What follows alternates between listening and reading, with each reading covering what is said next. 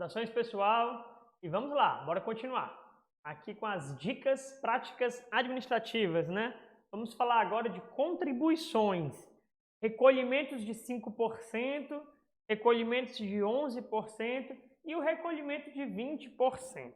Pois bem, antes o recolhimento de 20%, ele tinha aquele diferencial que tinha que pagar a alíquota de 20% para poder requerer a aposentadoria por tempo de contribuição. Porém, com a reforma da Previdência, a aposentadoria por tempo de contribuição ela deixou de existir. Então, hoje, todo mundo contribui sobre 11%. E 5%, em regra, dona de casa. Também tem o MEI, microempreendedor individual, tá? Mas, em regra, são contribuições a menores, né? São contribuições diferenciadas, realmente que faz parte de um plano nacional de inserção para que mais pessoas possam contribuir com a Previdência, ok? Então, as contribuições hoje se resumem mesmo a 5% e 11%. Uma outra pessoa ainda vai necessitar fazer alguma contribuição de 20%, porque tem direito adquirido de aposentadoria por tempo de contribuição. Lembrando que essas alíquotas, elas sempre serão sobre o salário mínimo. A de 5% e a de 11% é sobre salário mínimo. Então, a de 20%, aí ela ainda vai continuar existindo para quem quiser ter uma contribuição maior. Não, porque eu quero ter, quando eu for me aposentar, uma renda mensal inicial de um valor maior do que o salário mínimo. Aí vai ter que contribuir sobre 20%, né, com a alíquota de 20%, ok? O recolhimento trimestral, ele é pouco conhecido, mas ele pode ser utilizado de forma muito estratégica e ele pode salvar, digamos assim, a concessão de vários benefícios. E o recolhimento trimestral, ele tem que ser feito realmente trimestre por trimestre, sem poder modificar os meses do trimestre. Então, o trimestre janeiro, fevereiro, março, você pode pagar até 15 de abril. O trimestre abril, maio, junho, pagar até 15 de julho. O trimestre julho, agosto, setembro, pagar até 15 de outubro. E o trimestre outubro, novembro, dezembro, pagar até 15 de janeiro do ano seguinte.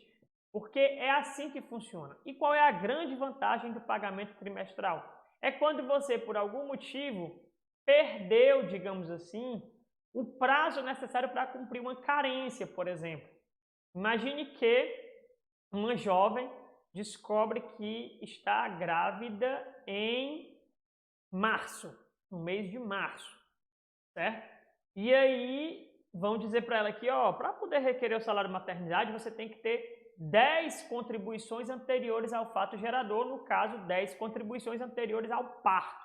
Não tem como, porque aí ela vai pagar o março, abril, maio, junho, julho, enfim, ela não vai conseguir ter 10 contribuições antes do parto, antes do fato gerador, já que quando ela descobriu que estava grávida, ela já estava no segundo mês de gestação. Nesse momento, o recolhimento trimestral salva, porque ela vai poder pagar, claro, considerando que ela estava em atividade. Ela só não estava pagando por um descuido. Ela tinha exercício, ela tem atividade laboral, né? Atividade laborativa, ela trabalha, mas ela não estava pagando. Mas aí o recolhimento trimestral salva, porque ela vai poder pagar os meses de janeiro, fevereiro e março em 15 de abril. Aí ela já tem 3 meses.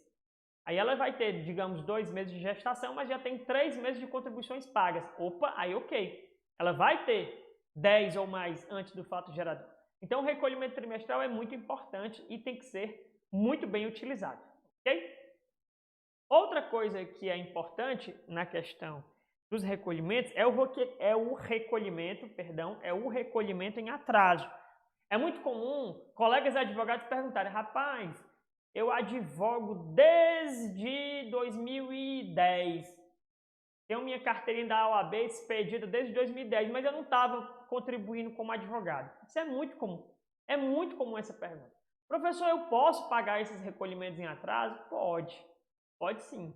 E quem tem registro em conselho, a instrução normativa ela é bem específica. Onde que tem lá na instrução normativa? Lá no artigo 32, a comprovação do exercício de atividade do segurado contribuinte individual e aqueles segurados anteriormente denominados empresários, trabalhador autônomo e o equiparado a trabalhador autônomo, observado o disposto lá no artigo 58, conforme o caso far-se-á, para os profissionais liberais, o inciso primeiro, né? Para os profissionais liberais que exijam inscrição em conselho de classe, e a OAB exige, pela inscrição e documentos que comprovem o efetivo exercício da atividade, você já está comprovada a atividade e pode pagar os atrasados. Artigo 58, lá no parágrafo 1º, fala que não constando do CNIS informações relativas às atividades, vínculos, remuneração, contribuição, ou havendo dúvida sobre a regularidade desses dados, essas informações somente serão incluídas, alteradas, ratificadas ou excluídas mediante a apresentação pelo filiado da documentação comprobatória solicitada pelo INSS. Então, o advogado que tem a inscrição no conselho de classe, porque só pode advogar quem está regularmente nos quadros da OAB, pode vir a pagar os seus pagamentos, né, os seus recolhimentos, as suas contribuições em atraso sem nenhum problema, ok? Agora, vamos conversar sobre os representantes legais. É outra dúvida muito comum sobre a questão de curador, procurador, tutornato, então, muito comum. E muito comum a necessidade da ação judicial, a ação de substituição de curador, quando um curador, infelizmente, vem a falecer, e aí aquele titular de benefício necessita de um curador e o advogado vai ter que fazer uma ação de substituição de curador lá na Justiça Estadual, correto? Então, os representantes, né, estão na IN 77, no artigo 493. A gente tem a figura do tutor nato. Tutor nato nada mais é do que o pai ou a mãe. O pai e a mãe, eles são tutores natos. Porém, no benefício previdenciário ou assistencial, só pode ter o cadastro de um representante legal. Então, só pode ter o cadastro de um tutor nato, ou o pai ou a mãe. Por que é que eu digo isso? Porque em alguns casos, infelizmente, existe atrito entre os genitores. E aí pode acontecer de todo mês fica um e outro excluindo a mãe, incluindo o pai, excluindo o pai, incluindo a mãe. Já vi situações dessa na prática e o indicado é que nesse caso exista uma decisão judicial dizendo quem realmente é o responsável financeiro pelaquela criança, né? A Defensoria Pública também costuma fazer essa mediação, né, essa conciliação e criar um título ali extrajudicial, mas que pode ser executado a qualquer tempo, ok? Então, o tutor nato, pai e mãe. Agora, o tutor, devido à instituição da tutela estabelecida por lei para a proteção dos menores, porque os pais faleceram ou foram considerados ausentes, ou decaiu o poder familiar, aí essa tutela aí, esse tutor aí, ele é designado judicialmente, ok? Assim como o guardião. A guarda é um dos atributos do poder familiar, que consiste no direito definido em juízo, quando necessário, de um dos pais, certo? Quando tem aquela discussão do tutonato que a gente estava falando agora, né? Ambos ou terceiro, para o terceiro ficar com a responsabilidade de ter o menor em sua companhia, é necessário a guarda, né? Curador é a curatela, um encargo conferido a uma pessoa para que, segundo limites legalmente estabelecidos, cuide dos interesses de alguém que não possa livremente administrá-lo. Então, é a interdição, né? O curador, ele cuida do curatelado. Agora, um erro muito comum nos benefícios previdenciários é o curador cadastrar a sua conta corrente particular no benefício do curatelado. Não pode. Não pode porque o benefício, o titular sempre é o curatelado. Então, o benefício ele tem o CPF do curatelado. Cadastra uma conta corrente do curador, aí fica, conta corrente é de um CPF, o benefício é de outro CPF, e aí, logo, logo, esses pagamentos serão bloqueados, rejeitados, até ser sanado esse erro, ok? O procurador é quem teve aí uma outorga, né? O outorgante para o outorgado, procurador, procuração registrada em cartório ou até procuração simples, né?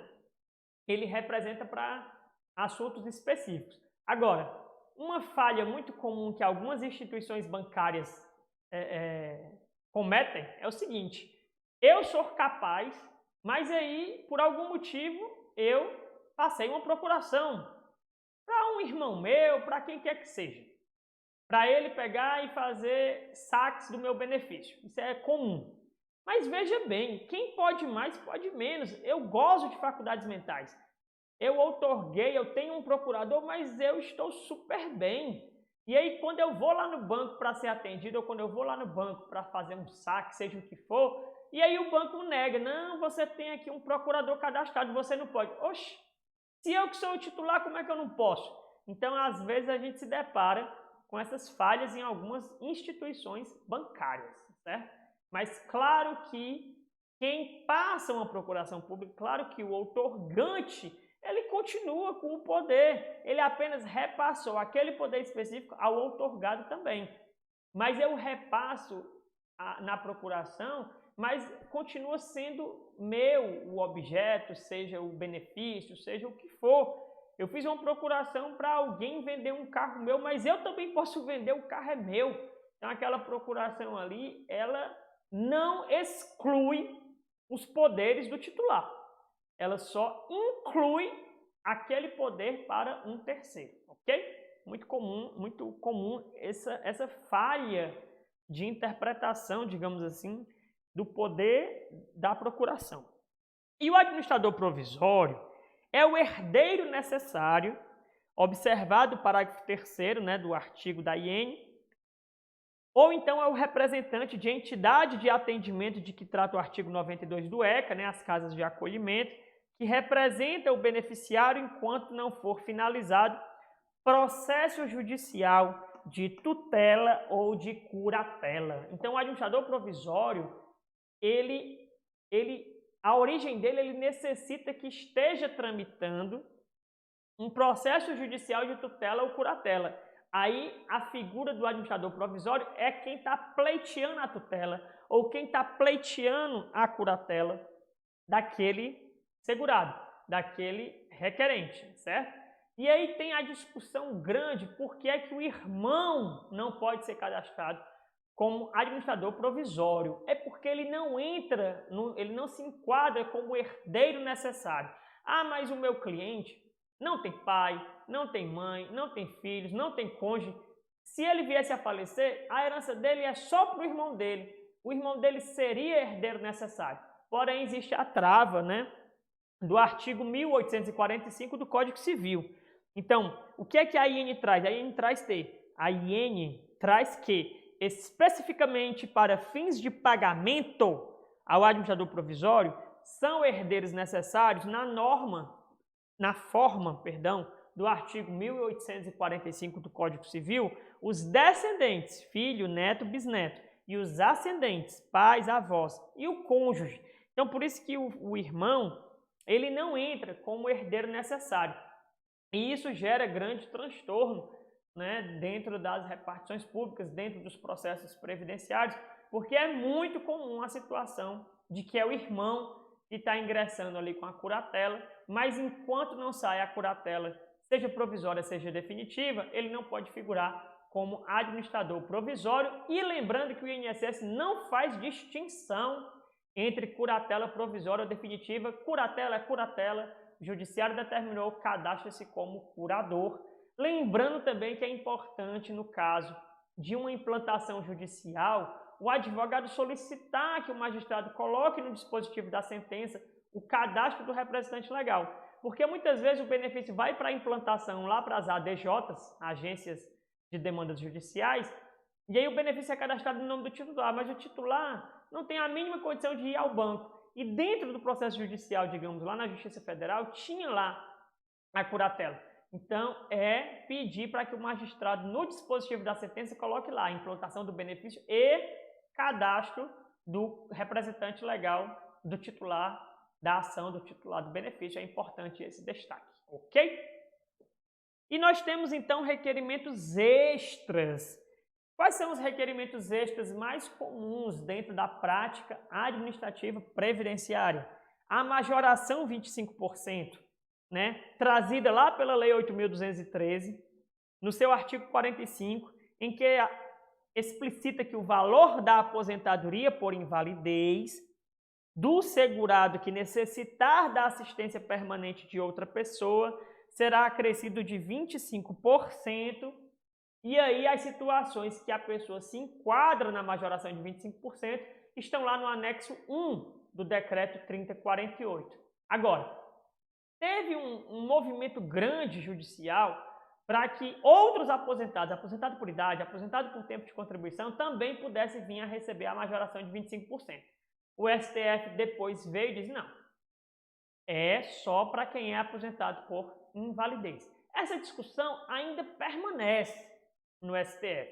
Inclusive, agora no mês de junho de 2021, o STF decidiu que menor sob guarda é sim para fazer parte do rol de dependentes previdenciários. Só que tem um artigo específico lá da reforma da Previdência, da emenda constitucional 103, que não foi analisado, né, nesse julgamento do STF. Então, ainda não está totalmente definido. Essa questão da majoração de 25% para as demais aposentadorias é outra situação que o STF deve, de novo, né, discutir. E ainda tem também a questão da revisão da vida toda, né? Então, o STF com várias pautas aí fortíssimas do direito previdenciário, ok? Então, quais são pontos importantes da majoração de 25%? Será devido, ainda que o valor da aposentadoria atinja o limite máximo legal, ou seja, pode ultrapassar o teto da Previdência, se a aposentadoria por invalidez é de um valor bem próximo ao teto e com os 25% ultrapassa o teto, não tem problema. Será recalculado quando o benefício que lhe deu origem for reajustado. Digamos que você recebia uma aposentadoria de incapacidade permanente, né, aposentadoria por invalidez, fez a solicitação de majoração de 25%, foi concedido, mas aí a posterior você fez uma revisão na sua aposentadoria e aumentou a RMI dessa aposentadoria. Então a majoração de 25% também deverá ser recalculada e você receberá as diferenças que você não tinha recebido devido à sua RMI, da sua aposentadoria por invalidez, estava errado, né? Ok? E lembrando que a majoração de 25% cessará com a morte do aposentado, não incorpora ao valor da pensão, ok? Outro requerimento extra muito comum nas agências da Previdência é o requerimento de isenção de imposto de renda da pessoa física. Só que esse benefício não é um benefício previdenciário, é uma benesse tributária. A regulamentação está toda nas normas, né, do tributário e da Receita Federal do Brasil. Então, o que é a isenção do imposto de renda da pessoa física? É a comprovação, né? A moléstia deverá ser comprovada mediante laudo pericial emitido por Serviço Médico Oficial da União, Serviço Médico Oficial dos Estados, Serviço Médico Oficial do Distrito Federal e dos municípios. Existe um laudo próprio da Receita Federal do Brasil para que o médico preencha. Só que é muito comum lembrar logo do INSS, lembrar da Previdência, porque sabe-se que lá tem perito médico federal, perito da União, mas a perícia realizada por um médico concursado do Estado, a perícia realizada por um médico concursado do município, também é aceita pela Receita Federal do Brasil e a fundamentação está nos seguintes, né, nas seguintes leis e no decreto. Na Lei 7.713 de 1988, lá no artigo 6º, inciso 14, na Lei 9.250 de 1995, lá no seu artigo 30, e no decreto 3.000, né, que é o RIR, regulamento lá da Receita Federal, lá no seu artigo 39, né, o decreto 3.000 de 99, é o famoso RIR. Então, está lá no artigo 39, existe um laudo próprio e, em regra, as doenças têm prazo de validade. Claro que você pode renovar. A neoplasia, por exemplo, é muito comum, né? E subentende-se, ou entende-se, melhor dizendo, a doutrina médica entende que a neoplasia, a neoplasia maligna, ela, em regra, ela tem uma incapacidade de 5 anos. Porque a literatura médica entende que, passados 5 anos e não houve regressão, não houve piora, passou 5 anos e o câncer não voltou, né? Então considera-se curado, pelo menos em linguagem simples, é o que a literatura médica traz, ok? E aí nós temos as siglas do INSS, são muitas e muitas siglas, né? A quantidade de siglas daria aqui várias e várias páginas, certo? Mas nós trouxemos aqui siglas importantes, siglas que para a prática administrativa previdenciária faz muita diferença. E aí nós temos a primeira sigla, a sigla AIH, Atestado de Internação Hospitalar. Porque muitas vezes o perito no CIMA, ele coloca essa sigla lá, AIH. E agora, o advogado está lá no escritório, chega o cliente e diz, fui lá fazer minha perícia presencial, o médico me entregou esse documento aqui dizendo que eu tenho 30 dias para trazer isso aqui. Aí você olha, o advogado olha, mas o que é AIH? Não sei o que é. AIH é atestado de internação hospitalar. Normalmente, quando o perito médico sugere um CIMA, na verdade ele pede, né? Quando o perito médico pede um CIMA, em regra é porque é caso de concessão, em regra. Porque se fosse para indeferir, ele já teria indeferido, né? Sai lá o indeferimento parecer contrário da perícia médica. Se ele pedir um documento é porque ele precisa para poder preencher todos os dados que o sistema exige, para preencher corretamente a DII, data de início da incapacidade, ou a DID, data do início da doença, mais siglas que a gente vai ver aqui. Ok? APS, Agência da Previdência Social. ATM, Análise Técnico Médico. Muito comum aparecer esse termo nos recursos. A gente até tinha falado que quando a pessoa faz uma perícia presencial e não saiu o resultado, então ficou com alguma crítica, tem que fazer um acerto pós-perícia. Agora, fez uma perícia presencial, saiu o resultado com um indeferimento administrativo que não tem nada a ver. Por exemplo, o segurado ele é empregado, seletista, carteira de trabalho assinada, tudo bonitinho, e o indeferimento saiu como falta de comprovação como segurado, por exemplo. É um caso clássico de revisão de benefício por incapacidade, porque é um erro administrativo. Esse indeferimento está errado, tem que reprocessar. Agora, quando o indeferimento é parecer contrário da perícia médica, aí é parecer contrário da perícia médica, o mérito foi analisado, o mérito da incapacidade foi analisado, e aí tem que judicializar, ou então tem que entrar com um novo requerimento, ou então tem que entrar com recurso. Aí é nessa hora que essa sigla ATM, Análise Técnico Médico, aparece muito no recurso. É muito comum que no recurso, o conselheiro lá da junta de recurso, ele solicite essa demanda para o ATM. Ele peça uma perícia, né, em quem está recorrendo. Então, você vai encontrar lá no recurso, aguardando agendamento para o ATM, por exemplo.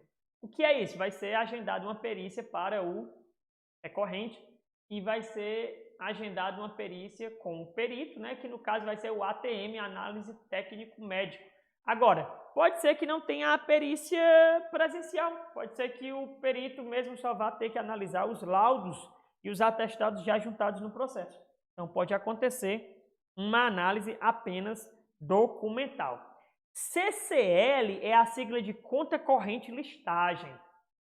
Quem está advogando há pouco tempo talvez nunca viu, mas CCL, Conta Corrente Listagem, é convênio, são convênios. Então, o seu cliente é aposentado da Chesf, ou o seu cliente é aposentado de algum banco. Aí quando você vai ver, o SCRE dele está todo assim, CCL, CCL, CCL, CCL, porque o INSS, a Previdência, transfere o pagamento do benefício dele para esse convênio, e esse convênio é que paga o seu ex-funcionário ou o seu funcionário que seja, tá? Então, até o extrato de imposto de renda você não vai conseguir gerar nos sites da Previdência para quem recebe em CCL. Esse extrato vai ser gerado pelo órgão lá, pelo convênio lá, que é quem recebe os pagamentos, recebe os valores da Previdência e repassam para o segurado. Então, CCL, conta corrente listagem. O CN é o complemento negativo. Hoje em dia ele é pouco utilizado, pouco falado, mas é bom ter conhecimento dele. Quando é o mais comum do complemento negativo? O complemento negativo é débito, né? É quando acontece, por exemplo, de um dependente vir a receber a sua pensão por morte, mas a Previdência detecta que no benefício do instituidor, por exemplo, na aposentadoria de quem faleceu, foram feitos saques pós-óbito. Então, é possível, né, se o próprio requerente reconhece e diz, não, realmente eu saquei, né, o servidor pediu para ele confessar, ou ele mesmo já colocou essa confissão, que fez saques pós-óbito, então pode fazer-se esse complemento negativo e já descontar da pensão dele valores que ele já recebeu. Com CRI é a tela de críticas, né, e de último processamento. Importante para quando você, advogado, estiver sendo atendido no balcão, no guichê exclusivo dos advogados, no balcão de atendimento, e aí você, tem um benefício que não tem resultado. Aí o servidor procura, eu não estou encontrando esse benefício. Vamos olhar no CONCRI, né? Uma consulta lá dentro do Plenos, que é um sistema exclusivo dos servidores, que é um sistema interno da Previdência. Então você pode estar consultando o CONCRI. CP, complemento positivo, aí é quando você tem valores a receber. Você pediu um PAB e o servidor fez um CP. Qual é a vantagem de fazer o CP? É porque o pagamento já é direcionado para a sua conta corrente cadastrada do benefício. Então, DCB, data de cessação do benefício, autoexplicativo. DCI, data da comprovação da incapacidade. Na perícia médica pode acontecer de ter um documento claro dizendo a DID, data do início da doença, um documento claro dizendo a DII, data do início da incapacidade, e um documento médico que comprove a DCI, data de comprovação da incapacidade. A DDB é a data do despacho do benefício, é o dia que o benefício foi despachado, para ele ser implantado. A DER é a data de entrada do requerimento. Em muitos casos, ou na maioria dos casos, a DER é que determina a DIP, data do início do pagamento. Mas nós temos, por exemplo, pensão por morte, que tem 90 dias para requerer, né? E aí que a DIP, data do início do pagamento, vai ser igual a DIB, data do início do benefício, porque é o fato gerador, e você requerendo dentro do prazo, você vai receber desde a data do óbito do instituidor, certo? Nós temos aí, a gente até falou da DIB, data do início do benefício, DID, data do início da doença. O detalhe da DID é que, por exemplo, em requerimentos de benefício por incapacidade temporária, antigo auxílio-doença, para, por exemplo, pessoas que vão requerer benefício por incapacidade e tem uma doença que é isenta de carência, como, por exemplo, câncer, neoplasia, você tem que estar na qualidade de segurado na DID. Ah, mas eu comecei a pagar só agora, depois que eu descobri a doença. Então, você vai ter que pagar 12 meses para depois vir a requerer. Ah, mas eu vou requerer logo que me disseram que é isento de carência, mas aí o indeferimento vai vir como ingresso ou reingresso com doença pré-existente, né? Então, você não vai poder. Para você pegar, né, eu quero invocar um benefício devido a essa minha incapacidade, mas ela já era pré-existente, né? Então, é uma doença que eu preciso comprovar o agravamento dela depois que eu cumprir a carência, nesse caso. Vai ter que cumprir a carência ou vai ter que comprovar comprovar o agravamento da doença. Ok? E aí a gente tem, então, a DII, né? Data do início da incapacidade. A DIP, data do início do pagamento. DN é data de nascimento. DRD, data que foi regularizado os documentos, porém não altera a DER. Às vezes são exigências de enquadramento, mas o INSS não altera a DER devido ao DRD. DUT, literalidade, data do último dia de trabalho. Mas, professor, ele trabalhou, última vez, dia 10 de abril. Só que ele entrou de férias. No dia que ele voltou para trabalhar, ele sofreu um acidente. Qual é a DUT? O último dia que ele trabalhou, antes das férias. Então, é literalidade. DUT é data do último dia de trabalho. É realmente o último dia que o empregado trabalhou. Correto? Exatu. Essas telas seguintes aí, que começam com H, todas elas são consultas no sistema Plenos, que é o sistema interno da Previdência. Né? Quando você, advogado, estiver lá no balcão, para você ter conhecimento que são telas que podem lhe ajudar sobremaneira para resolver N situações. Então, nós temos aí, o Exatu é o histórico de atualização.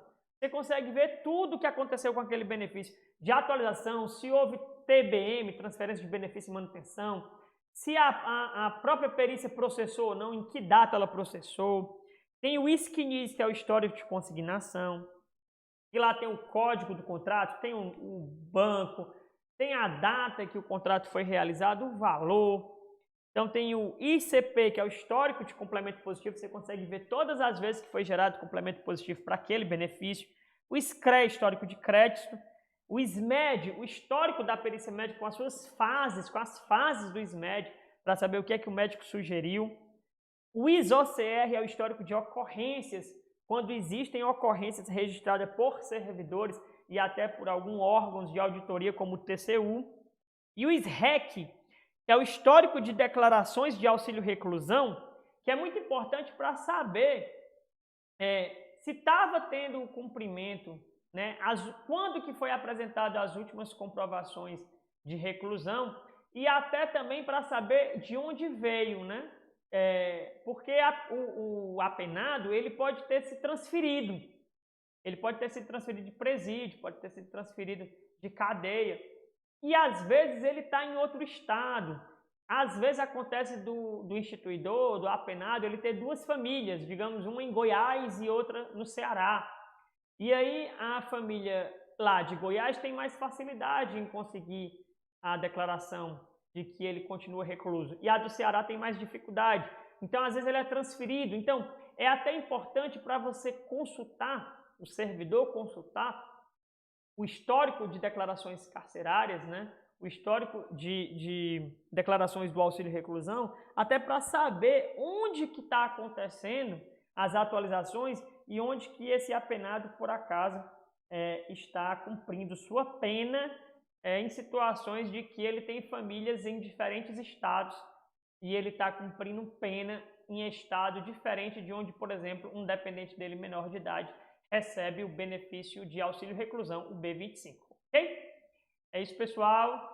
Vamos lá estudar, e essas siglas são siglas importantes para a prática administrativa previdenciária, para o seu dia a dia, para você perder menos tempo, para você ser mais eficaz nos seus processos administrativos previdenciários. Bora estudar!